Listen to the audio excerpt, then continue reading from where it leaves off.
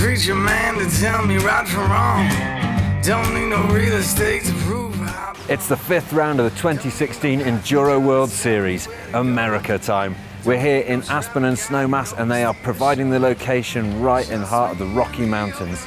Big Mountain Enduro have been putting on events in Colorado for 5 years, including 2 previously at this very venue.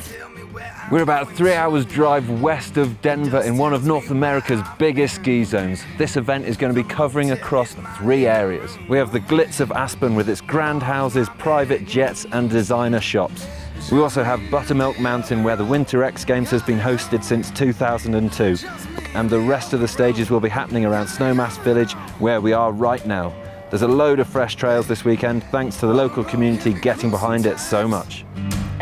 No place to call you. For those waving this flag, and there's bound to be plenty of them here in this patriotic nation, Richie Rude is bound to be their favourite, and it is hardly a bad choice, with the man sitting comfortably at the top of the rankings in the series, having won 3 out of the 4 races. Cecile Ravenel is also strongly in charge of the women's category, but she has always said she prefers the steep alpine terrain.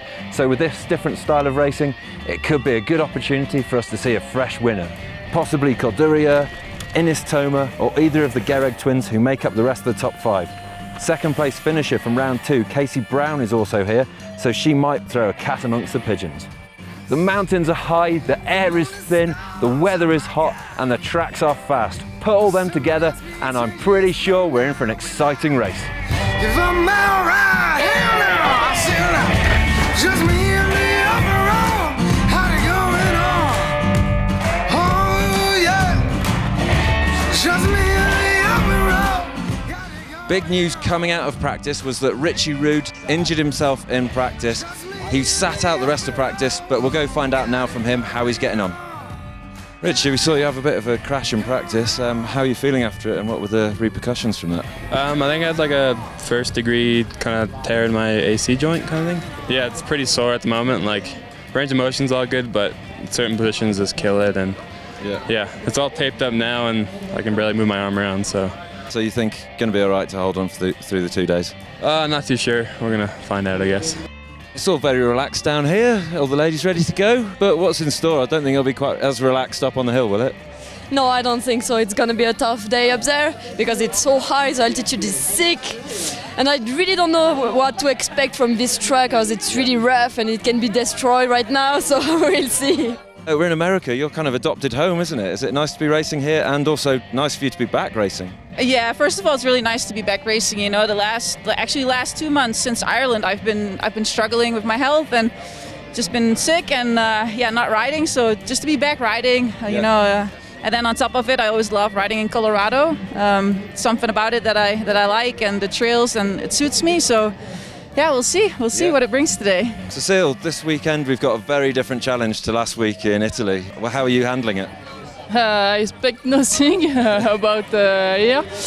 Yeah, it's really different than in Europe, and it's more easier, but not for me because it's not enough technical, and you must push all the time. We see some really fast sections. There are some bits on Fire Road that remind me of like Mammoth Mountain back in the day. Yeah, I will take my jersey in my pants and tuck behind my bar. I think that's the only thing I can do. I'm not heavy enough, so I need to do what I can to gain some advantage.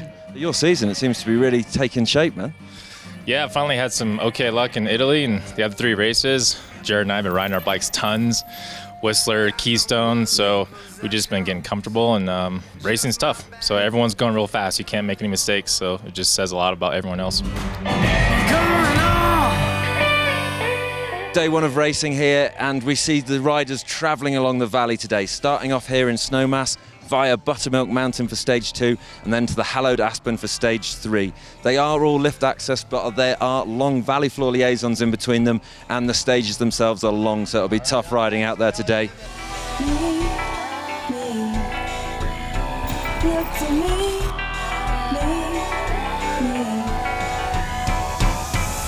Turn up the heat, turn up the heat. The race was for no one. I'm in the front, it's going good. I'm never gonna stop being so fast. Don't turn around, I'm living so fast. Pretty dry, pretty hard, but it's good. Messed up a bit, some corners, but no major mistakes. To the floor, my ambition's out the door. I'm going at full speed. It's my life, it's what I need. Yeah, my foot is to the floor. My ambition's Real good start to the day. I feel like you got to be safe through there and just get this stage over with good solid time.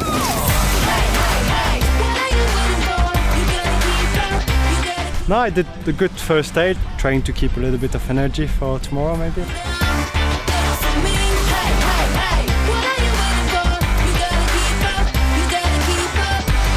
Yeah, I love the powdery loose dust. Had a lot of fun that stage. Don't think I set the world on fire, but just kept it smooth. Teammates Martin Mays and Annika Beerten, returning from injury and illness, show they are back on form, both taking a second. Chris Pinozzo and Remy Absalon both have a great start in 4th and 5th, and Cécile Ravenel starts as strong as ever. Miranda Miller in 4th at only her 2nd race this year.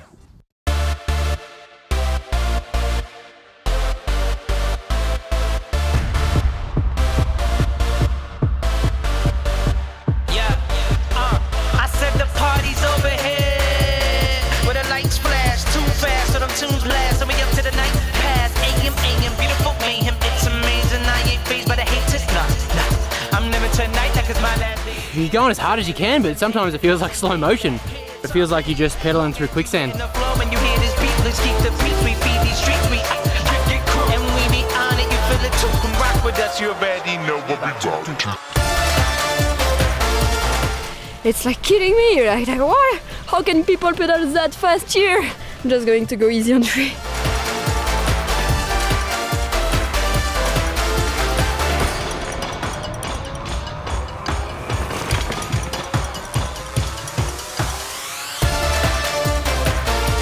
Just feels like I can't really push it that much.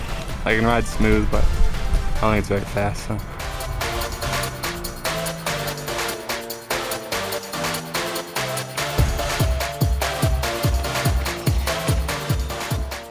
It's Jared Graves and Nico Lowe in 1-2. They are stamping their authority on this race already. Othon demonstrates his talents are transferable from the steeps of Italy to the Colorado terrain. Jesse Melamed in 4th, while Chris Johnston finishes with his best ever stage result in 5th, pushing him into an impressive 3rd in the general classification. Beerten is pushing Ravenel hard in the women's category. We all should be able to get the better of her this weekend.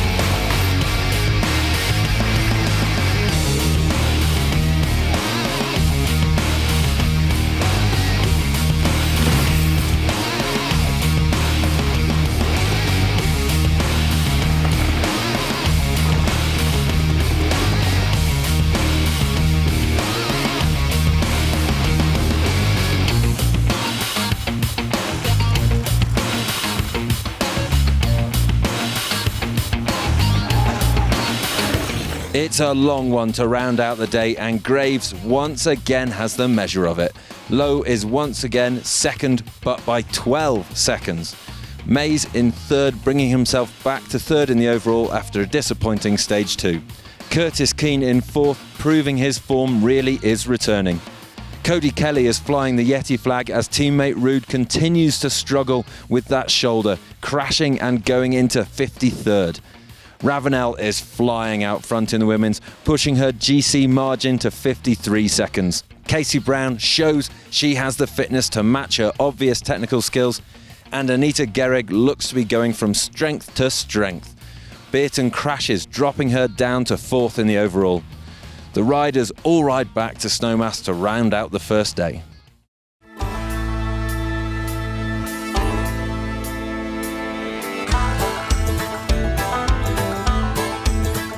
So how's it going down here? It's been a hard day out there for you. Going well for you, Cecile? Yeah, it was a good day for me. I'm really enjoy.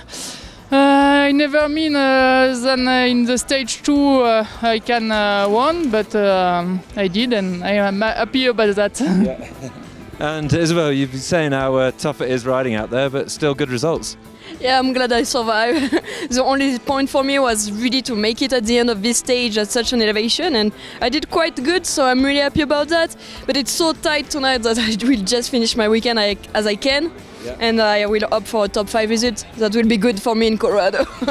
You've been rolling fast today, Anita. How's it been going for you out there? Yeah, seems that I was rolling quick today. I was kind of scared, like first stage, it was so fast. Crashed on 2 though, I don't know. Then maybe it got me a bit angry and I rode faster than I would have. How's today been? Kind of looks like you got a bit more dust on you. Yeah, it was pretty much good until stage 3. I haven't ridden that stage yet, and it was a lot more blown out than I thought it was going to be. It's hard for me to like drop in the left-hand corners. I kept blowing the front off 3 corners, straight off the edge, and fell on my left shoulder again, but it's all good, so happy about that.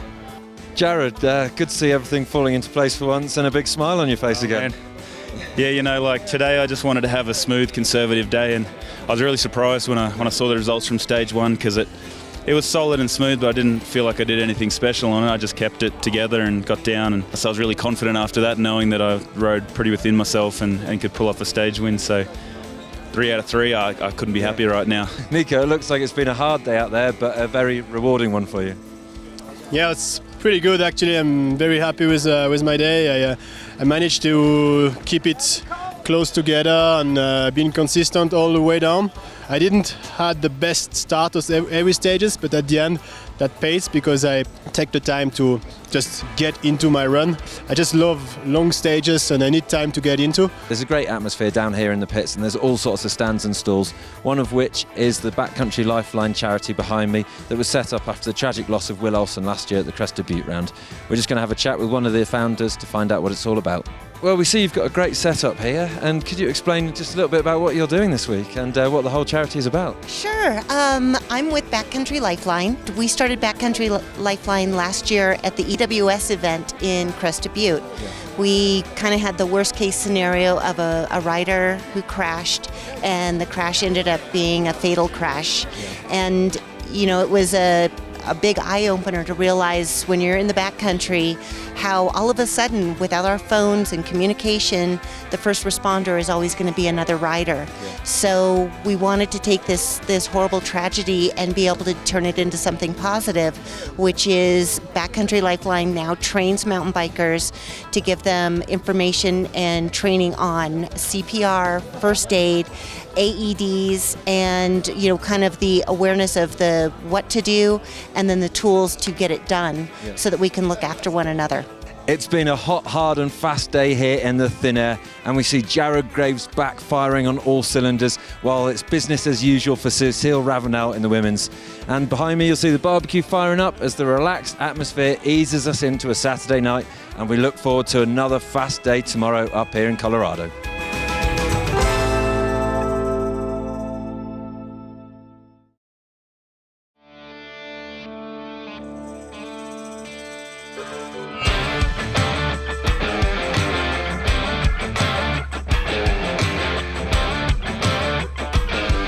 I don't know how long it was, 16, 17 minutes. Just bike park, bear and pedal, bear and pedal, bear and pedal. Oh, it's brutal. It's hard to know where you stand because it's so freaking hard to pace yourself throughout such a long stage. Longest trail of my life. Really a test of the pedaling though.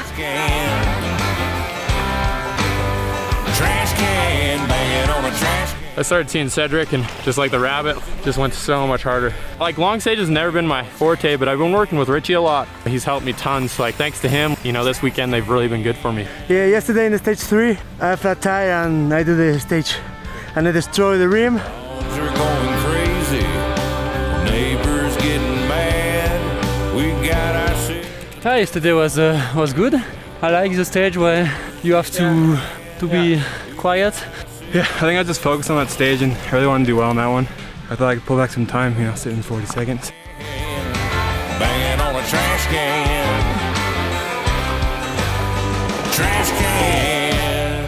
The longest stage of the race gives opportunity for Jared Graves to put a quarter of a minute into his rivals. Clemence was consistent on day one and clearly means business on day two. Riding injured, Ruud is mightily impressive in third. Roppolato, Carlsen and Wildhaber get themselves amongst the action in 4th, 5th and 7th, whilst Keane and Otton struggle back in 16th and 17th. Ravenel says she struggles when it's not steep, but it doesn't look like that at all. Anita Guerra gets her best stage result and is looking set for her best race result.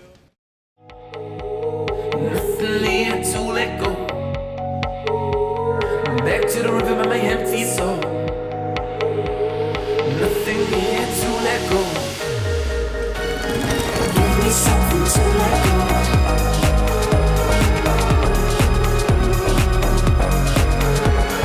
Give me something to let go. It was short and fast and rapid. Give me something to let go.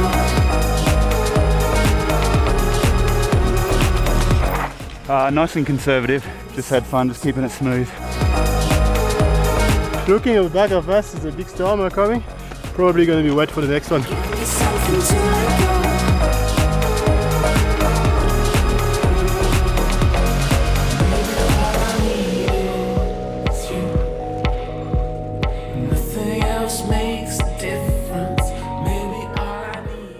The storm clouds look to be moving in, as does victory for Graves.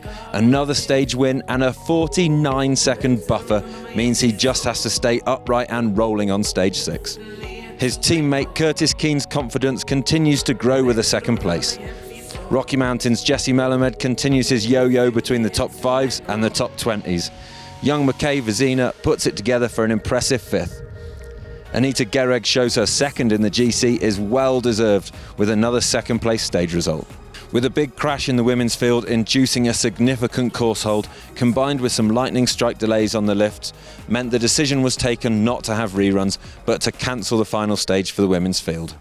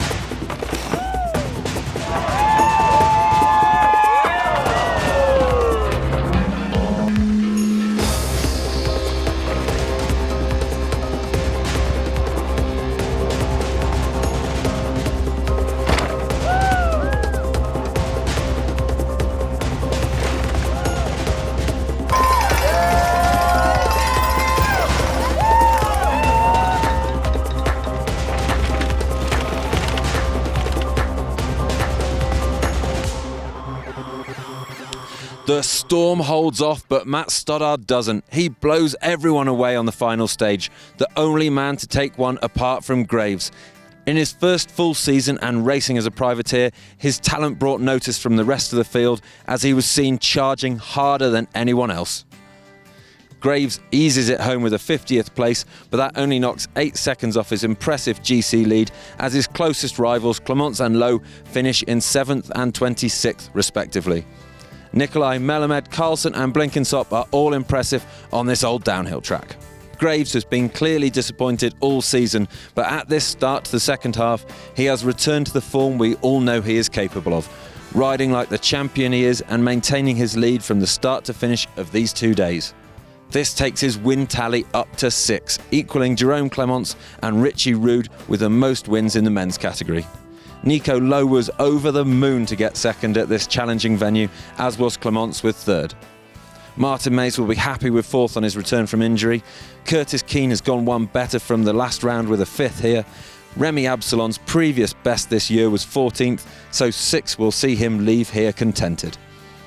With the final stage cancelled for the women, the result was taken after stage 5. Cecile Ravenel is in a league of her own with a win by well over a minute.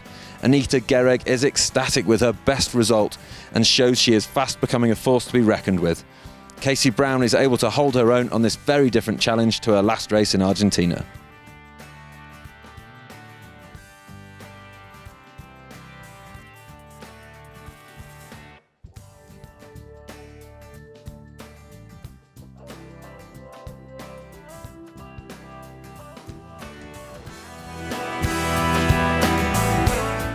Jared, amazing to see you back up there. You've got to be so happy with that one. Oh, I'm really happy. I mean, this is exactly the weekend I was hoping for, and for it to all work out, yeah, unreal. The clean sweep was nearly on. Were you not tempted by that on the final stage? I was really tempted, but the way my season's gone so far, if I went for that and something happened and I ruined the whole race because of it, I just couldn't do it. Nico, great riding this weekend, finished up in second place. You've got to be really happy with that. Yeah, man, really happy with that. Perfect weekend, actually. And a great weekend for consistency for you. You're only outside the top 5 on one stage. Yeah, that's probably the thing I'm the most excited about. Great work this weekend, Jerome. I think consistency was the key to your third place here. Yeah, consistency. I had a little puncture on the first stage, didn't lose too much time, but I knew I couldn't save it anymore, so I had to push, and that's what I did. Brilliant, so well done. We'll let you go celebrate. It's a 6-pack of beer you got there. It's not a small one, American size. Matt, big congratulations. The only person this weekend to take a stage from Jared Graves. Yeah, it's super happy. Confident going in on practice. Stage 6 is more my type of thing. We're coming from downhill. Just hung it out. Just one corner I messed up on, and other than that, it was just a perfect run, really. Well, good work. A lot came of it. So we look forward to seeing you in Whistler. Hey? Yeah, definitely. I've never been there before, so super happy to go there. Just like to say thanks to my mum and dad sending me out here. It's not easy being a privateer, but I know my sponsors. I'm over the moon.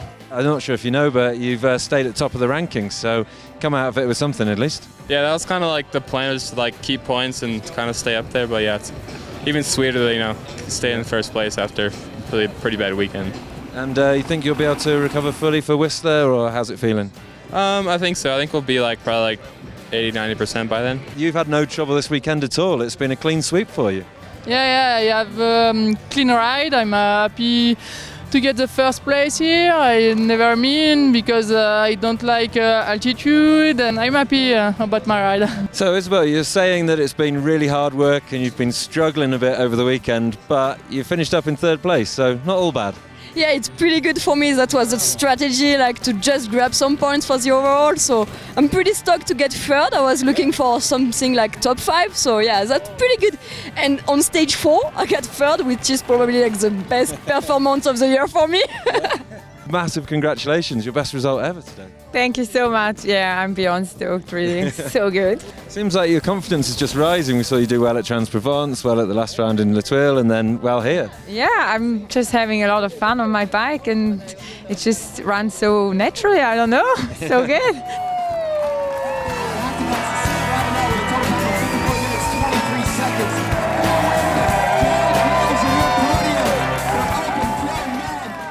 Richie Rude maintains his lead with a ride of true courage to deal with a shoulder that would have put a lot of riders out of the race. Otton stays in second and Clemence moves up a place.